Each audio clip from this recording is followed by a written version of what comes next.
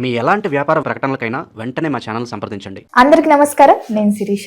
ముందుగా అందరికీ శ్రీ పరాభవనామ సంవత్సర ఉగాది శుభాకాంక్షలు. ప్రస్తుతం మనతో పాటు ఉన్నారు ప్రముఖ ఆధ్యాత్మికవేత్త, జ్యోతిష పండితులు రవిశంకర్ శర్మ గారు. గురుగారితో మాట్లాడతాం. నమస్కారం గురుగారు. నమస్తే అండి. గురుగారు, ముందుగా మీకు ఉగాది శుభాకాంక్షలు అండి. యూట్యూబ్ ప్రేక్షకులకి మరియు మీకు ఈ యొక్క శ్రీ పరాభవనామ సంవత్సర శుభాకాంక్షలు. మనసులో ఉన్నటువంటి కోరికలు మనస్ఫూర్తిగా నెరవేరాలని చెప్పి భగవంతుడిని కోరుకుంటున్నాను. గురుగారు, ముఖ్యంగా ఉగాది స్టార్ట్ అయిందంటే ప్రతి ఒక్కరు జాతకాలు చూసుకుంటుంటారు. మరి రాశి వారికి ఎలా ఉంది, ఈసారి మంచి కెరియర్ డెవలప్ ఉందా లేదా అని. సో ముఖ్యంగా చూసుకుంటే మరి ద్వాదశ రాశిలో ఉన్న కన్యా రాశి వారికి ఈ సంవత్సరం ఎలా ఉండబోతుంది అంటారు? ఆర్థిక పరంగా, ఆరోగ్య పరంగా ఎలాంటి జాగ్రత్తలు తీసుకోవచ్చు అంటారు? నవగ్రహాల ప్రభావం ఈ రాశి పైన ఎలా ఉంటుందంటారు? తప్పకుండా కన్యా రాశి వారికి మనం గమనించినట్లయితే ముందుగా ఆదాయ వ్యయాలు, రాజపూజ అవమానాలు ఎలా ఉన్నాయని మనం చూద్దాం. కన్యా రాశి వారికి వచ్చేటప్పటికి మెయిన్గా ఆదాయం 8 గాను, అదేవిధంగా వ్యయం 11 గాను, రాజపూజ అవమానాలు 3 గాను ఉన్నాయి. ఈ యొక్క సంవత్సరంలో ఈ రాశి వారిని గమనించినట్లయితే మెయిన్గా ప్రథమార్థంలో, ద్వితీయార్థంలో ఎలా ఉందని చూద్దాం. ఫస్ట్ హాఫ్ అంటే టిల్ టు ద అక్టోబర్ వరకు ఎలా ఉంది, అక్టోబర్ నుంచి మళ్ళీ ఏప్రిల్ వరకు ఎలా ఉంది అంటే కొత్త సంవత్సరం పరాభవనం సంవత్సరం ఏప్రిల్ వరకు కూడా ఉంటుంది. కాబట్టి ఏప్రిల్తో ముగియబోతున్నటువంటి సంవత్సరం అక్టోబర్ నుంచి సెకండ్ హాఫ్ అవుతుంది.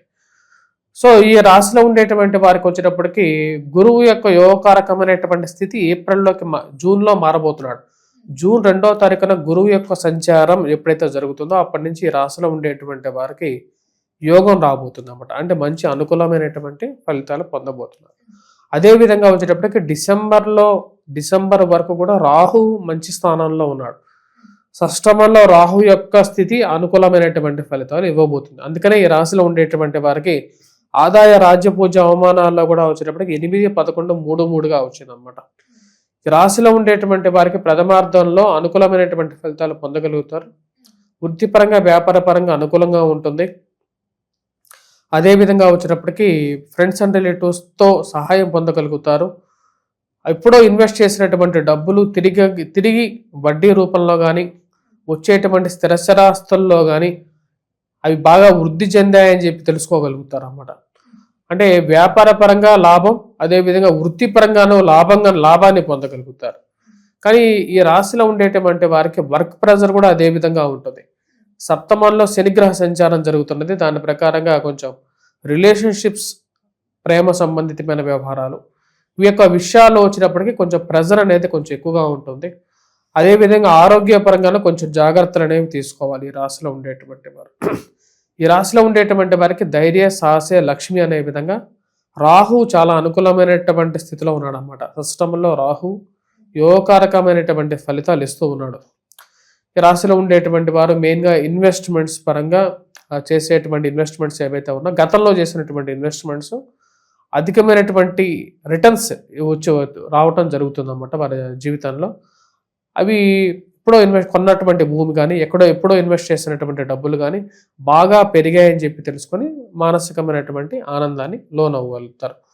వైవాహిక జీవితంలోకి అడుగు పెట్టడానికి కూడా రేపు జూన్ తర్వాత నుంచి వీరికి మంచి సంబంధాలు దొరకడం, మరియు అదేవిధంగా సంతాన ప్రాప్తి గురించి ఎవరైతే వెతుకుతల చేస్తున్నారో వారికి కూడా సంతాన ప్రాప్తి కలగటానికి కూడా అనుకూలమైనటువంటి సమయం ఈ యొక్క రాబోతున్నటువంటి పరాభవన సంవత్సరం ఈ రాశిలో ఉండేటువంటి వారికి ఫస్ట్ హాఫ్. సెకండ్ హాఫ్లో వచ్చినప్పటికీ, ఫస్ట్ హాఫ్లో కూడా వచ్చినప్పటికీ అక్టోబర్ అంటే సెకండ్ హాఫ్లోకి ఎంటర్ అవుతున్నప్పుడు అక్టోబర్ 31 వచ్చేటప్పటికి గురువు అతిచార స్థితిలోకి మారబోతున్నాడు అన్నమాట. అక్టోబర్ 31 నుంచి ఆ టైంలో కొంచెం జాగ్రత్తలు అనేవి తీసుకోవాలి. మెయిన్గా రిలేషన్షిప్ ఇష్యూస్లో కొంచెం జాగ్రత్తలు తీసుకోవాలన్నమాట ఈ రాశిలో ఉండేటువంటి వారు.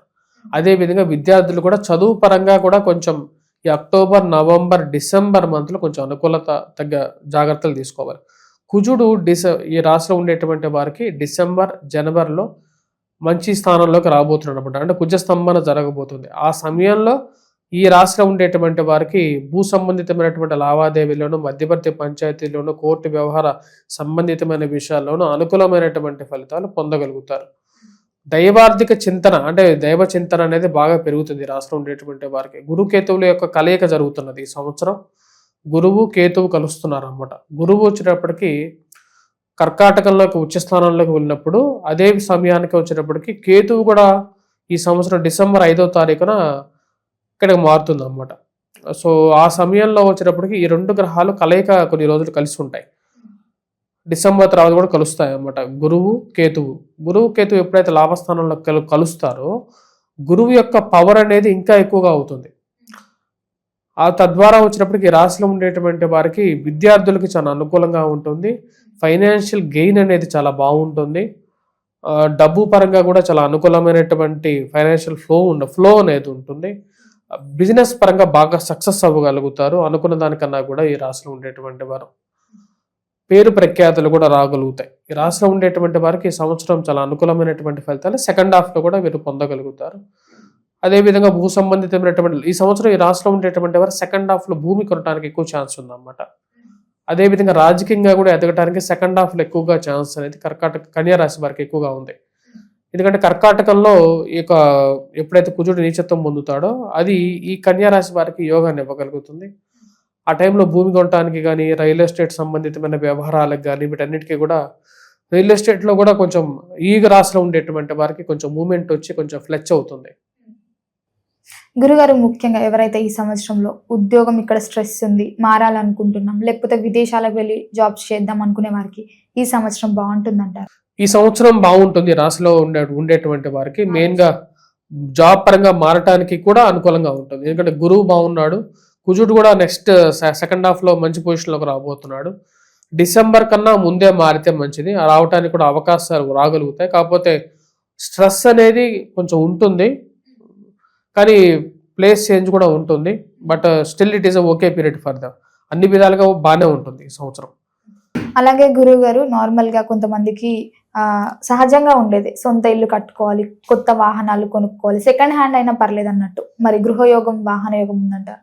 ఈ సంవత్సరం ఈ రాశిలో ఉండేటువంటి వారికి గృహయోగం, వాహన యోగం కూడా ఉంటుంది.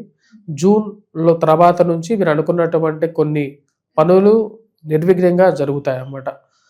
టైం అనేది వీరికి బాగా కలిసి వచ్చే విధంగా ఉంది జూన్ తర్వాత నుండి. గురుగారు, ముఖ్యంగా చూసుకుంటే మరి ఈ సంవత్సరంలో కన్యా రాశి వారికి రాజయోగమా, పోరాటమా? ఈ సంవత్సరం ఈ రాశిలో ఉండేటువంటి వారికి రాజయోగంగానే చెప్పచ్చు. వారు తినేటువంటి షడ్రుచులు ఏవైతే ఉన్నాయో, అంటే ఈ యొక్క ఉగాది పచ్చడిలో తీపి ఎక్కువగా తగులుతుంది. చేదు అనేవి లైట్గా తగినప్పటికీ కూడా అది అంతగా అనిపించదు. అంటే వీరు చేసుకునేటువంటి పచ్చడి ఈ సంవత్సరం తీయటి పచ్చడిగానే ఉంటుంది. గురుగారు, ముఖ్యంగా ఈ సంవత్సరానికి పరాభవనామ సంవత్సరం అని పేరు వచ్చింది కదా. పరాభవ అంటే అసలు ఏమన్నా ఆటంకాలు ఎదుర్కోవడం అనా? పరాభవ అనేది ఆటంకాలు ఎదుర్కోవడం అనేది కాదు, ఇది పరాభవన సంవత్సరం. ఇప్పుడు మనకు విశ్వావసునామ సంవత్సరం కూడా గత సంవత్సరం నడిచింది. నేను ఇదే విషయాన్ని టీవీ నైన్లో కూడా చెప్పాను అన్నమాట. పేరును పట్టేసేసి ఆ సంవత్సరం ఇలా ఉంటుంది అనేది ఎక్కడ రాసలేదు. విశ్వావసునామ సంవత్సరంలో కూడా వచ్చేటప్పటికి ఆర్థిక మాంద్యం అనేది ఉంది, యుద్ధాలు జరిగాయి, ప్లస్ అది కాక నానా కష్టాలు కూడా ఉన్నాయి. ప్లస్ ఇంకా కొన్ని సంవత్సరాలు కూడా నేను ఎగ్జాంపుల్ చేసి గ్రహస్థితి, మెయిన్గా గ్రహస్థితిని బట్టేసి ఆ సంవత్సరం ఎలా ఉంటుంది అనేది డిసైడ్ అవుతుంది.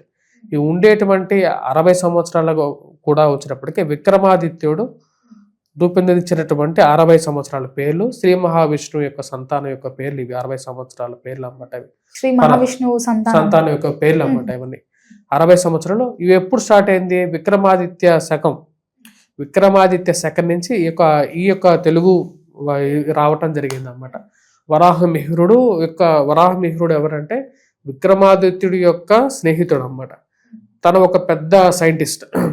తను ఆ సమయంలోనే వరాహమిహిరుడికి తన పేరు మిహిరుడు. వరాహ అనే ఎలా పేరు వచ్చిందంటే విక్రమాదిత్యుడి యొక్క సంతానం ఎవరైతే ఉంటారో తను ముందుగానే జ్యోతిష్యం చెప్తాడు అనమాట. ఏంటంటే ఈ యొక్క సంతానం ఫలానా సమయానికి వరాహంతో చనిపోతాడు అని చెప్పినప్పుడు నిజంగానే ఆ యొక్క సమయంలో వరాహం ద్వారా చనిపోతాడు. సో అప్పటి నుంచి వరాహమిహిరుడు అయ్యాడు. గురుగారు, మరి ముఖ్యంగా నక్షత్ర ఫలితాలు ఎలా ఉన్నాయంటారు? ఈ యొక్క కందాయ ఫలితాలు అంటారు. ఈ నక్షత్ర ఫలితాలను మనం చూసినట్లయితే ఈ యొక్క కన్యా రాశి వారికి ఉత్తర, హస్త, చిత్త నక్షత్ర జాతకులు ఎవరైతే ఉన్నారో ఉత్తర నక్షత్ర జాతకులకి, హస్త నక్షత్ర జాతకులకి ఎలా ఉందని చూద్దాం. ఉత్తర నక్షత్ర జాతకులకి జూలై వరకు కూడా చాలా అనుకూలమైనటువంటి ఫలితాలు గోచరిస్తూ ఉన్నాయి. వృత్తిపరంగా, వ్యాపార పరంగా కూడా అనుకూలంగా ఉంటుంది. నూతన ఉద్యోగ అవకాశాల గురించి ప్రయత్నం చేసేటువంటి వారికి కూడా అనుకూలంగా ఉంటుంది ఉత్తర నక్షత్ర జాతకులకి. అదేవిధంగా వచ్చేటప్పటికి జూలై తర్వాత నుంచి డిసెంబర్ వరకు కూడా, అంటే నవంబర్ వరకు కూడా కొంచెం మధ్యస్థంగా ఉండే విధంగా ఉంటుంది. చేసేటువంటి పనికి తగినటువంటి ఫలితాన్ని పొందగలుగుతారు. వ్యాపార పరంగా కానీ వృత్తిపరంగా కూడా అదే విధంగా ఉంటుంది అన్నమాట. డిసెంబర్ తర్వాత ఎలా ఉంటుంది అంటే ఏప్రిల్ వరకు కూడా మధ్యస్థంగానే ఉంటుంది. మానసిక ప్రశాంతత అనేది ఉంటుంది. కాకపోతే సంవత్సర ప్రథమంలో ఎలాగైతే మంచి ఫలితాలు పొందారో ఆ విధంగా ఈ సెకండ్ 2 హాఫ్స్ అంటే జూలై తర్వాత నుంచి కొంచెం తగ్గుతూ రావడం జరుగుతుంది. సక్సెస్ రేట్ అనేది ఏదైతే ముఖ్యమైనటువంటి కార్యాలు చేయాలనుకుంటున్నారో వాటిని మొదట్లో చేసుకోవటం అనేది ఉత్తమమైనటువంటి ఫలితంగా చెప్పచ్చు. తర్వాత హస్త నక్షత్ర జాతకులకి ఎలా ఉందంటే, హస్త నక్షత్ర జాతకులకి ఈ యొక్క సంవత్సరం కొంచెం టఫ్గా ఉంటుంది. ఎందుకంటే ఈ యొక్క హస్త నక్షత్ర జాతకులకి నిష్ఫలితాలు ఎక్కువగా ఉన్నాయన్నమాట.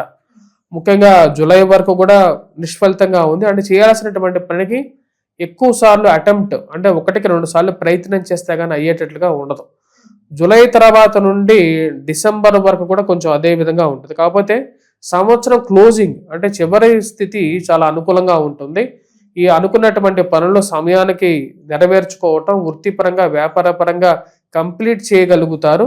అదేవిధంగా మానసిక స్థైర్యాన్ని ధైర్యాన్ని కూడా పొందగలుగుతారు ఈ యొక్క హస్త నక్షత్ర జాతకులు. చిత్తా నక్షత్ర జాతకులకి ఎలా ఉందంటే, చిత్తా నక్షత్ర జాతకులకి సంవత్సర ప్రథమంలోనే అధికమైనటువంటి ఫలితాన్ని పొందగలుగుతారు. అంటే ఎక్కువ ఫలితాన్ని సంవత్సర ప్రథమంలో పొందగలుగుతారు. వృత్తిపరంగా కానీ ట్రాన్స్ఫర్స్ కానీ ఆరోగ్యపరంగా కానీ అనుకూలమైనటువంటి ఫలితాలు సంవత్సర ప్రథమంలో పొందగలుగుతారు. మరియు అదేవిధంగా సంవత్సరం మిగతా ఫలితాలు మీ సంవత్సరంలో జూలై నుంచి నవంబర్ వరకు కూడా కొంచెం మధ్యస్థంగా చేసినటువంటి పనికి తగిన విధంగానే వచ్చేటువంటి విధంగా ఉంటుంది. అదేవిధంగా డిసెంబర్ నుంచి ఏప్రిల్ వరకు కూడా వచ్చేటప్పటికి చేసినటువంటి కష్టానికి తగినటువంటి ఫలితంగానే ఉంటుంది. కానీ చేసిన ఎక్కువ పనులు చేస్తే 10 పనులు చేస్తే ఒక పని ఈరోజు జరగటం, రేపు జరగటం, అట్లా ఎక్కువగా వీరి యొక్క మానసికమైనటువంటి స్థైర్యాన్ని పరీక్షించే విధంగా ఉంటుంది అన్నమాట. గురుగారు, మరి ఈ సంవత్సరం అంతా ఇంకా అనుకూలంగా ఉండాలంటే ఏ దైవాన్ని పూజించమంటారు? ఎలాంటి పరిహారాలు చేసుకోవచ్చు అంటారు? ఈ యొక్క రాశుల వారికి మెయిన్గా చెప్పాలి అంటే ఈ సంవత్సరం అనుకూలమైనటువంటి ఫలితాలే గోచరిస్తూ ఉన్నాయి. నక్షత్ర ఫలితాల్లో ఒక నక్షత్రానికి కొంచెం తక్కువగా ఉండుండొచ్చు, ఒక నక్షత్రానికి కొంచెం ఎక్కువగా ఉండుండొచ్చు. కానీ ఓవరాల్గా ఈ రాశిలో ఉండేటువంటి వారికి గురువు యొక్క యోగకారకమైనటువంటి ఫలితం ఏ టైంలో ఎలా ఉండాలనేది క్లియర్గా చెప్పడం జరిగింది. ఈ రాశిలో ఉండేటువంటి వారు ముఖ్యంగా పూజించాల్సినది వెంకటేశ్వర స్వామి దేవాలయ దర్శనం చేసుకోవడం మంచిది. సప్తమంలో శని యొక్క ప్రభావం అంత అనుకూలంగా ఉండదు. శనికి అష్టమ దృష్టి కూడా ఉంటుంది. అదేవిధంగా వచ్చినప్పటికీ ఈ రాశిలో ఉండేటువంటి వారు వెంకటేశ్వర స్వామి దేవాలయ చేసుకోవటం, అదేవిధంగా శని ముందు దీపారాధన చేయటం అనేది కూడా మంచి ఫలితాలు కూడా ఇవ్వగలుగుతుంది. డిసెంబర్ తర్వాత దుర్గాదేవిని పూజించినట్లయితే రాహు యొక్క స్థితి డిసెంబర్ తర్వాత బాగలేదు. పిల్లల సంతానం ప్రాప్తి, అదేవిధంగా పిల్లల యొక్క ఎదుగుదల మీద దీని యొక్క ప్రభావం ఉంటుంది. కాబట్టి డిసెంబర్ 5వ తారీఖు తర్వాత నుంచి దుర్గాదేవికి పూజించినట్లయితే సానుకూలమైనటువంటి ఫలితాలు కూడా పొందగలుగుతారు. గురుగారు, మొత్తం ఇది సంవత్సరం కన్యా రాశి వారికి ఎలా ఉండబోతుంది, ఎలాంటి జాగ్రత్తలు తీసుకోవాలో తెలియజేసినందుకు ధన్యవాదాలు.